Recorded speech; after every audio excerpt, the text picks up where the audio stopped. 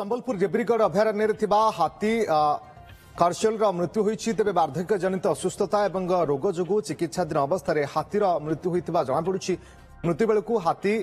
खारसेल को 65 वर्ष बयस होता। 1998 खारसेल को उद्धार कर देब्रीगढ़ अभयारण्य रखा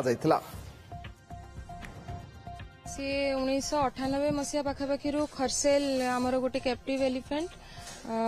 0 पॉइंट आमर देब्रीगढ़ सैंक्चुरी एंट्री गेट पाखे रखा एवं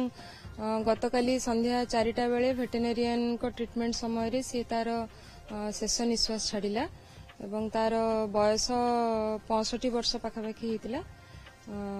बहुत दिन थिला सेठी एवं 18-19 मसीहा पर तार जंगल भितर को चलप्रचल टिके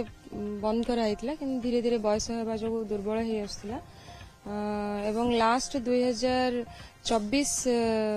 अगस्त 23 तारीख दिन से हीराकुद को निजे चली चली जमती जाए डेली गाधेया सेमती जाइथिला वॉक मध्य करिला किंतु तापरे धीरे धीरे